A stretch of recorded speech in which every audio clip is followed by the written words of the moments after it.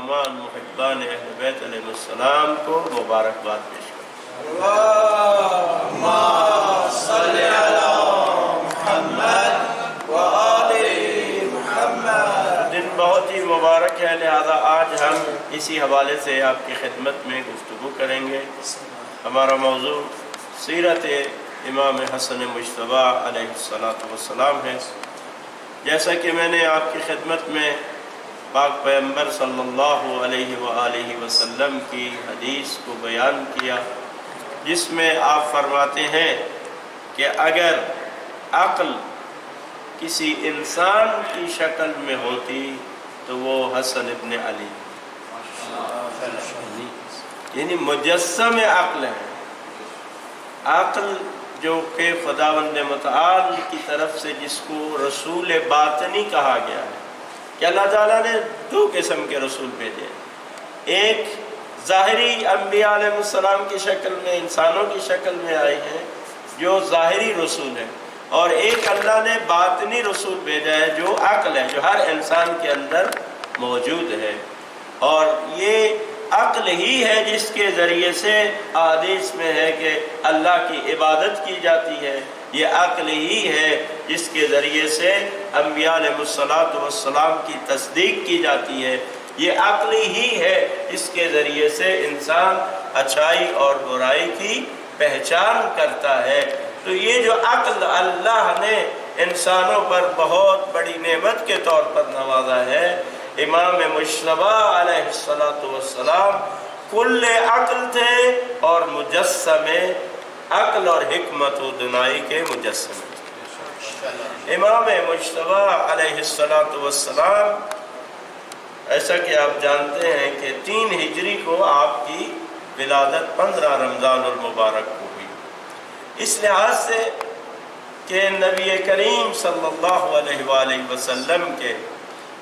جتنے بیٹے پیدا ہوئے، 2 بیٹے حضرت صلی اللہ علیہ وسلم کے اس دنیا میں تشریف لائے جب مکی زندگی میں، اور ایک بیٹا آپ کا مدینے میں اس دنیا میں تشریف لایا۔ تو ایک کا نام قاسم تھا، دوسرے کا نام طیب تھا، اور بعض طاہر بھی ہے تو کہتے یہ اسی کا لقب تھا، جو حضرت خدیجہ الکبریٰ کے بطن مبارک سے تھے، اور یہ دونوں بیٹے فوت ہو، جس کی وجہ سے کفار آپ کو طعنے دیتے تھے۔ اور یہ فتح یعنی اس مکہ کی ہجرت کے بعد جب نبی کریم صلی اللہ علیہ وآلہ وسلم مدینے میں تشریف لائے تو یہ پہلا وہ پھول ہے جو نبوت کے آنگن میں کھلا ہے امام مجتبیٰ علیہ السلام کی شکل میں۔ تو آپ اس سے اندازہ لگا سکتے ہیں کہ نبی کریم صلی اللہ علیہ وآلہ وسلم کو کتنی خوشی ہوئی ہوگی جبکہ آپ اپنے علم نبوت سے جانتے تھے، اور آپ نے فرمایا کہ باقی انبیاء علیہ السلام کی جو نسلیں ہیں وہ ان کی اپنی صلب سے چلی ہیں، لیکن جو میری نسل اور جو میری اولاد ہے وہ اللہ نے علی ابن ابی طالب کے صلب سے چلا، لہذا ان کو ابناء رسول اللہ کہا جاتا تھا۔ قرآن کی روح سے بھی یہ رسول اللہ کے فرزندان ہیں۔ آیہ مباہلہ میں جب ارشاد ہوا کہ قل تعالوا ندعو ابناءنا وابناءکم، تمام تاریخیں اس بات پر متفق ہیں کہ نبی کریم نے جب ان کو حکم ہوا کہ اپنے بیٹوں کو لے کے آؤ تو اپنے بیٹوں کی جگہ پر نبی مکرم اسلام امام حسن علیہ السلام کو لے گئے اور امام حسین علیہ السلام۔ تو یہ فرزندان رسول خدا ہے، رسول خدا کی نسل ان سے چلی ہے۔ اور اس کا ایک اور ثبوت یہ ہے کہ جب جنگ صفین میں امام مجتبیٰ علیہ السلام شمشیر لے کر دشمن پر حملہ کرنے کے لیے جا رہے تھے تو مولا امیر المومنین علیہ السلام نے امام مجتبیٰ علیہ السلام کو جاتے ہوئے دیکھا تو فرمایا کہ اس کو روکو، ان کو جنگ کے لیے نہ جانے دو۔ کہا کیوں یا علی؟ کہا کہ مجھے خوف ہے اور ڈر ہے کہ کہیں یہ شہید نہ ہو جائے اور رسول اللہ کی نسل منقطع نہ ہو۔ اور امیر المومنین علیہ السلام اکثر اوقات اپنے باقی بیٹوں کو جنگوں کے لیے بھیجتے تھے، امام حسن اور امام حسین علیہ السلام کو جنگ کے لیے نہیں بھیجتے تھے، لیکن امام مجتبی علیہ السلام کی جو شجاعت اور بہادری ہے اس کا اندازہ آپ اس سے لگائیں کہ جب امیر المومنین علیہ السلام کو ظاہری خلافت ملی ہے تو اس وقت آپ نے دیکھا کہ ہر طرف سے سازشوں نے سر اٹھایا، حتیٰ آپ دیکھیں کہ بڑے بڑے لوگ، بڑے بڑے صحابہ کہ جن کی بہت زیادہ اسلام کے بارے میں خدمات تھیں، بیعت کر کے بھی امیر المومنین کے مقابلے میں کھڑے تھے۔ آپ دیکھیں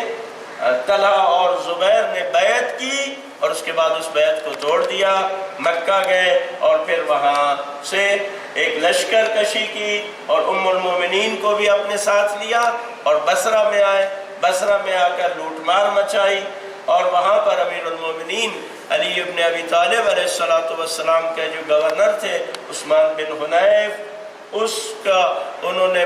داڑھی کے بال نوچے اور اس کو زدوکوب کیا، بیت المال میں جتنا بھی خزانہ اور مال پڑا تھا سب اس کو لوٹ لیا، لوگوں کو قتل کیا۔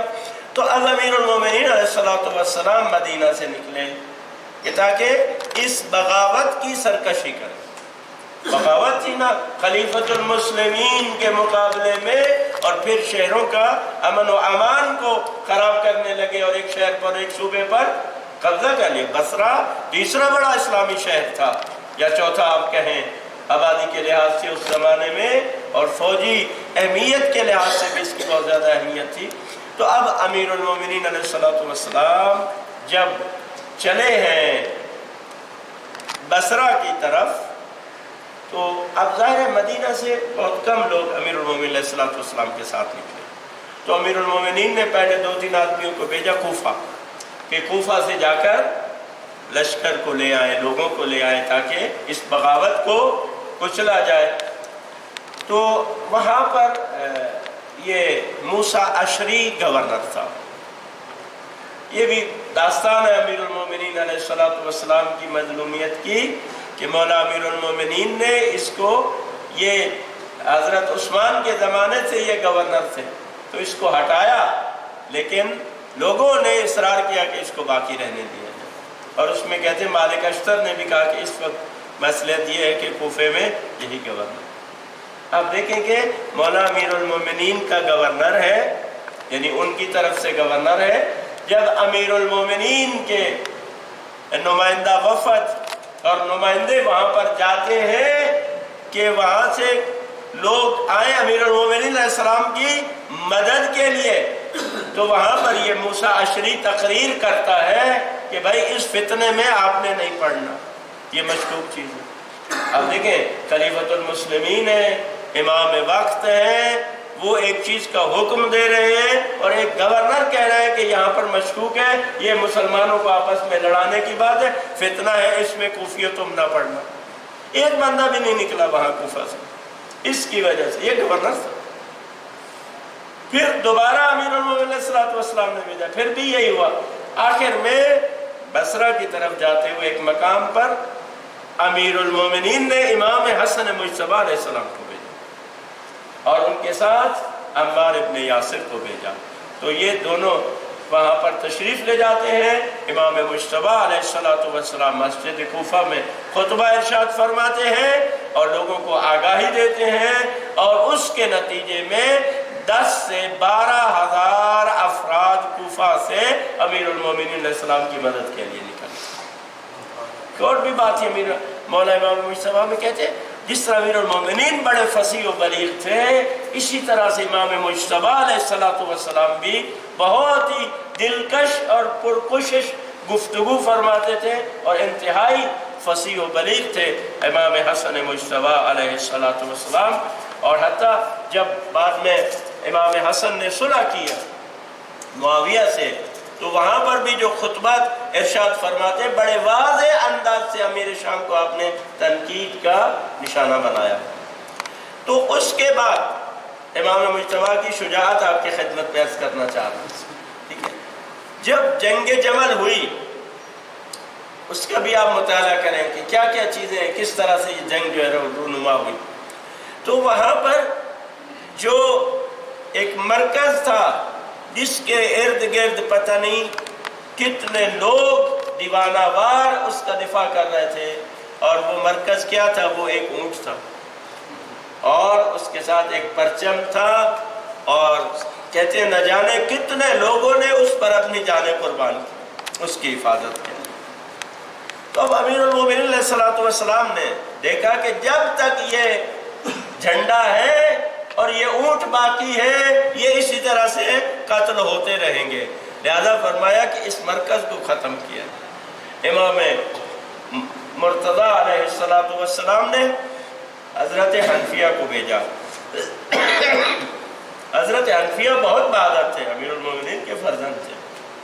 اور وہاں پر ہدایات بھی ہیں امیر المومنین کے بیٹا جنگ کس طرح سے آپ نے کرنی ہے، لیکن دو تین مرتبہ جانے کے باوجود ناکام آئے۔ اب امام اول نے امیر المومنین علی ابن ابی طالب علیہ السلام نے رسول اللہ کے فرزند امام حسن مجتبی علیہ السلام کو بھیجا۔ اب دیکھیں بہادری اور شجاعت۔ اب امام مجتبی علیہ السلام نے ایسا زوردار حملہ کیا کہ اس پرچم کو بھی گرا دیا اور اس اونٹ کے ٹانگوں کو بھی کاٹ دیا۔ اس اونٹ کا گرنا تھا کہ یہ جو تھی امیر المومنین علیہ السلام کو مکمل فتح نصیب ہو گئی۔ تو جب امام مجتبی علیہ السلام فتح مند ہو کر واپس امیر المومنین کی خدمت میں آئے، امیر المومنین نے بڑھ کر استقبال کیا، تو حضرت حنفیہ تھوڑے شرمندہ ہونے لگے۔ تو امام اول نے فرمایا کہ حنفیہ شرمندہ ہونے کی بات نہیں ہے، تو علی کا بیٹا ہے، وہ رسول اللہ کا بیٹا ہے، رسول اللہ کا فرزند ہے۔ تو یہ امام مجتبی علیہ السلام کی شجاعت و بہادری ہے۔ اگرچہ ہمارے سامنے ائمہ علیہ السلام کی زندگیوں کے بہت سے پہلو بیان نہ ہونے کی وجہ سے تشنہ رہ جاتے ہیں اور ہم ان کے بارے میں مکمل طور پر آگاہ نہیں ہوتے، تو یہ ایک اہم پہلو۔ اور اس کے بعد بھی بعض روایات میں کہ امام علیہ السلام نے کہا اور جنگ میں بھی شرکت کی ہے، بابا کے ساتھ جنگ صفین میں بھی موجود تھے، اور اپنے بابا کے ساتھ تھے، اور ایک بازو کے طور پر امام حسن مجتبی علیہ السلام امیر المومنین کے ساتھ رہے۔ حضرت امام مجتبی علیہ السلام کا ایک لقب ہے کریم اہل بیت، کریم اہل بیت۔ حضرت معصومہ کا لقب ہے کریم اہل بیت، اور امام مجتبی کا لقب ہے کریم اہل بیت۔ آپ جب جو حج پر گئے ہیں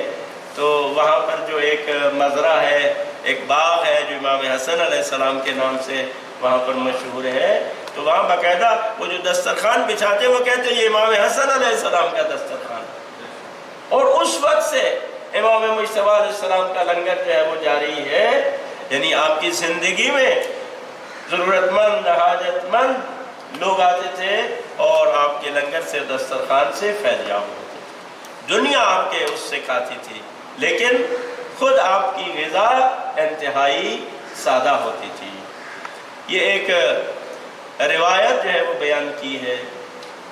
شیخ صدوق علیہ رحمہ نے، ایک کتاب کیا لکھا ہے باقاعدہ زہد امام حسن علیہ السلام،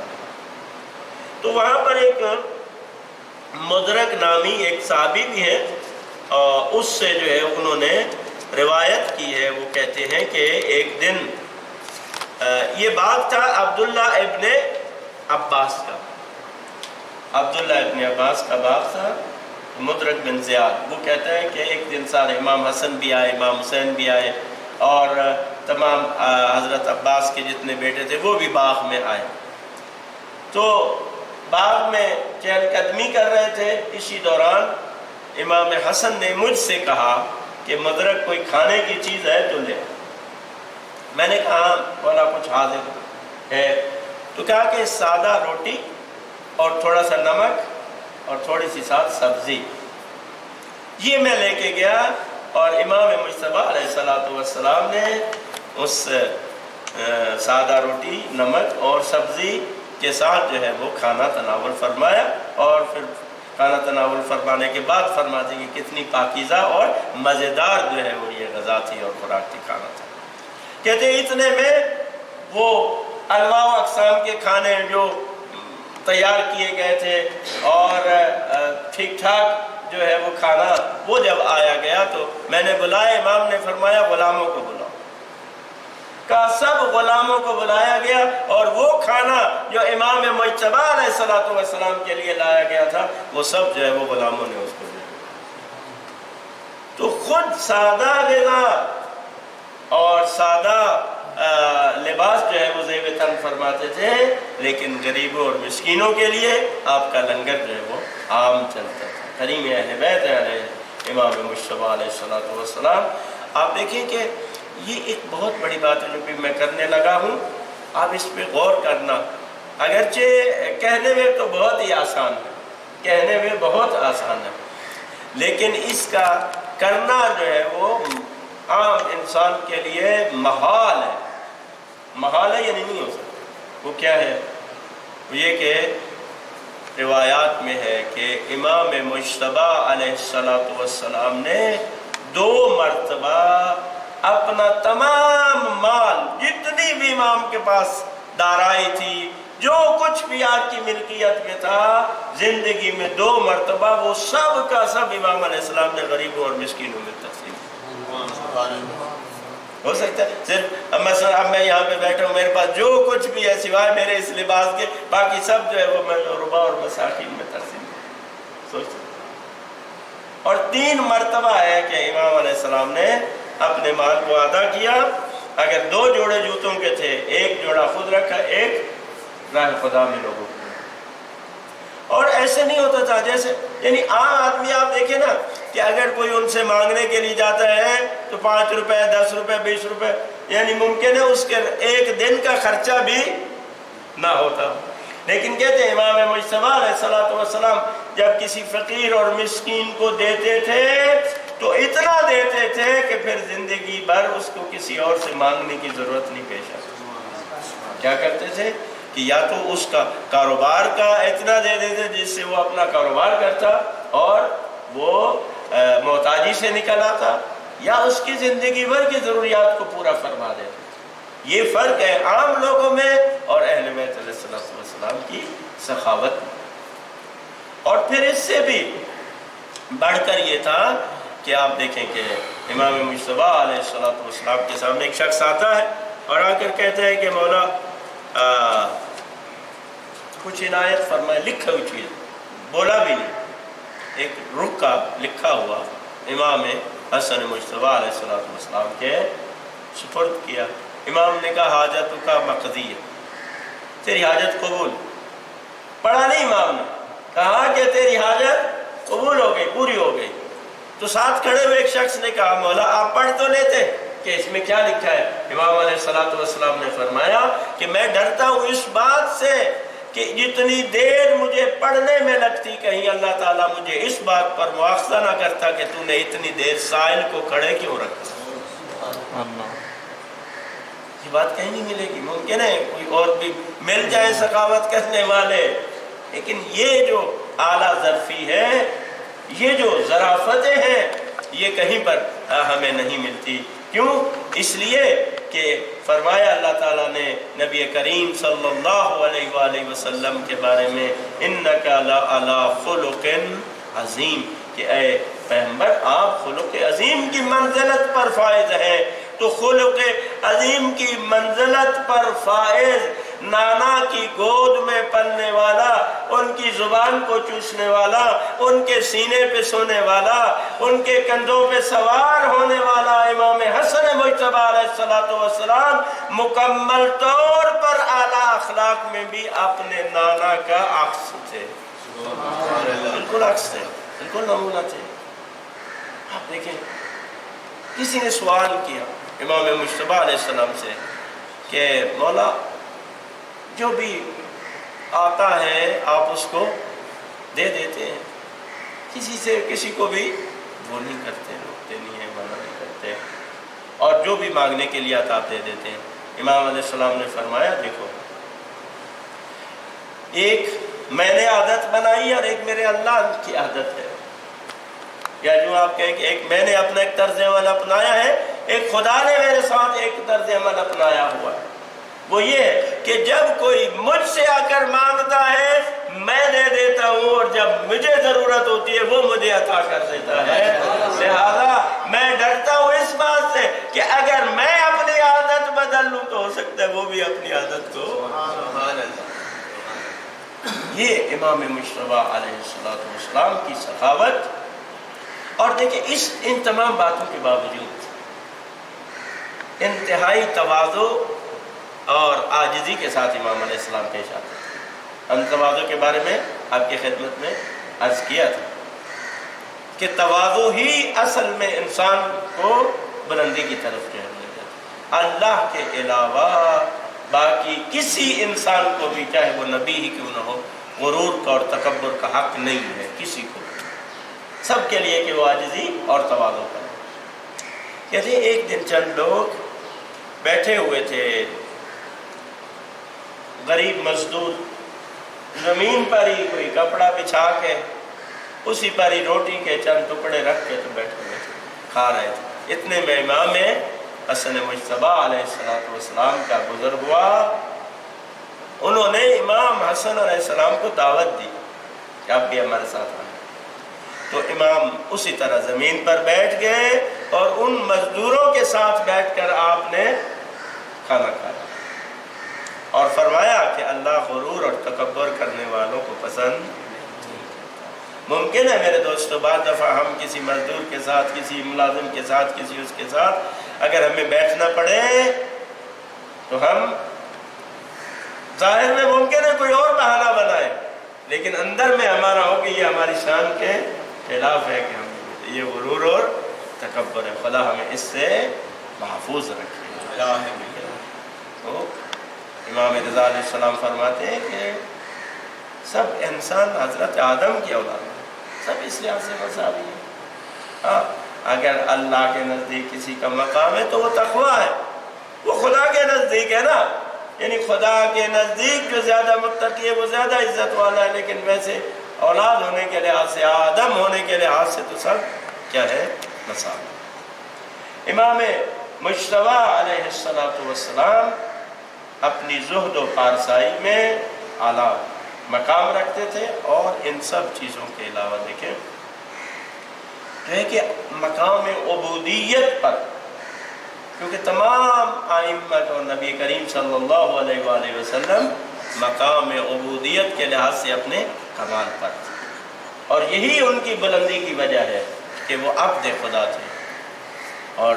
آپ دیکھیں کہ امام مجتبی علیہ السلام کے بارے میں بھی یہی ملتا ہے کہ جب بھی آپ وضو کرنے لگتے تو کہتے ہیں کہ آپ کے چہرے کا رنگ تبدیل ہو جاتا، جب نماز پڑھے تو مسلسل آپ کے اعضاء لرز رہے ہوتے، اور ہمیشہ آپ کی زبان مبارک پر ذکر الہی جاری ہوتا تھا۔ اور جب کسی نے پوچھا کہ جب بھی آپ وضو کرتے ہو، نماز کے لیے کھڑے ہوتے ہیں، آپ کے جسم پر کپ کپیر کیوں طاری ہو جاتی ہے؟ تو فرماتے ہیں کہ جو بھی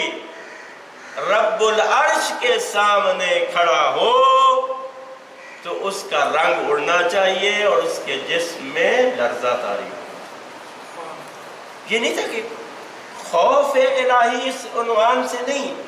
عظمت الہی ان کی نگاہ میں اس قدر بلند تھی کہ جب وہ خدا کی عظمت کی طرف دیکھتے تھے تو پھر ان کے جسم میں جو ہے وہ لرزہ طاری ہو جاتا تھا۔ فرماتے ہیں کہ جب بھی مسجد میں داخل ہوتے تھے اور دروازے پر آپ جاتے تھے تو فرماتے تھے الہی ضیفک ببابک، کہ اے اللہ تیرا مہمان تیرے دروازے پر آیا ہے۔ پھر یا محسن قد اتاک المسیء، اے احسان کرنے والے تیرا خطا کار بندہ تیرے پاس آیا ہے۔ انت المحسن وانا المسیء، تو احسان کرنے والا ہے، تو محسن ہے، میں خطا کار ہوں۔ فتجاوز عن قبیح ما عندی بجمیل ما عندک یا کریم، اے پروردگار جو میری قباحتیں ہیں خطائیں ہیں ان سے تو درگزر فرما اس چیز کے بدلے میں جو حسنات اور جمالات تیرے نزدیک موجود ہیں، جو تیرے پاس خوبیاں ہیں پروردگار ان خوبیوں کے صدقے میں میری برائیوں اور خطاؤں سے درگزر فرما اے کریم۔ یہ امام مجتبیٰ علیہ السلام فرماتے، اور پھر نماز میں بھی یہی خضوع و خشوع کے ساتھ آپ جو ہے وہ نماز ادا کرتے تھے۔ کہتے ہیں کہ صبح کی نماز جب پڑھتے تو جب تک سورج نکل نہ آتا اس وقت تک آپ مسجد میں بیٹھے اور ذکر الہی میں مشغول رہتے تھے۔ فرماتے ہیں کہ جو ہی دوزخ اور بہشت کا نام آتا تھا اور خوف الہی کی شدت سے جیسے سانپ کا ڈسا ہوا شخص تڑپتا ہے، کہتے ہیں امام حسن علیہ السلام اس طرح سے تھا۔ یہ میں آپ کے سامنے کتاب سے پڑھ رہا ہوں چیزیں، یعنی ایسی نہیں کہ کہیں سے میں مبالغہ کروں، یعنی اس طرح سے جس طرح سانپ سے ڈسا ہوا شخص تڑپتا ہے امام مجتبیٰ علیہ السلام اس طرح سے تڑپتے تھے۔ پھر فرماتے ہیں کہ جب موت اور اس کے خطرناک انجام کی بات آتی تھی اور قیامت کے خوف کا ذکر ہوتا تھا اور دوبارہ اٹھائے جانے کا ذکر ہوتا تھا تو کہتے ہیں آپ بہت زیادہ گریہ فرماتے تھے، اور جب بھی قیامت والے دن اللہ کی پیشی کا ذکر ہوتا تھا کہ خدا کے سامنے پیش ہونا ہے تو فرماتے ہیں کہ ایک چیخ مارتے تھے، اور بعض دفعہ امام حسن علیہ السلام بے ہوش میں۔ اور یہ کتاب کا جو حوالہ ہے یہ زندگانی امام حسن ابن علی باقر شریف کرشی، یہ نجف کے بہت بڑے عالم گزرے ہیں، یہ چند سال پہلے ان کا انتقال ہوا ہے، اور اگر آپ نجف میں جائیں انشاءاللہ خدا سب کو لے جائے تو وہاں پر ابھی بھی انہوں نے ایک سڑک کا نام بھی باقر کرشی جو ہے وہ رکھا ہے۔ بہت بڑے مورخ اور سیرت نگار تھے، انہوں نے امام حسن علیہ السلام پر کتاب لکھی، اس کتاب میں جو ہے وہ یہ حوالہ جو ہے وہ موجود ہے۔ اسی طرح سے کہتے ہیں احقاق الحق ایک کتاب ہے جو میر حامد حسین ہندی، یہ ہندوستان کے تھے، مجتہد تھے، جنہوں نے احقاق الحق کتاب جو ہے وہ لکھی ہے، جو تشیع کے عقائد کا بھرپور انداز سے انہوں نے اس میں دفاع کیا، اس میں بھی یہ موجود ہے، اور مناقب ابن شہر آشوب میں بھی یہ چیز جو ہے کہ امام مجتبیٰ علیہ السلام کا یہ حال ہوتا ہے۔ اب میں اور آپ سوچیں کہ جب امام مجتبیٰ علیہ السلام، یہ نہیں کہ اعوذ باللہ وہ گناہگار تھے یا خطا کار تھے، نہیں، اس عالم کی جو ہولناکی ہے وہ ان کو پورے طور پر ان کو متصور تھی، یعنی اس عالم کے جو عواقب ہے، عذاب ہے، وہ چونکہ اس کو سمجھتے تھے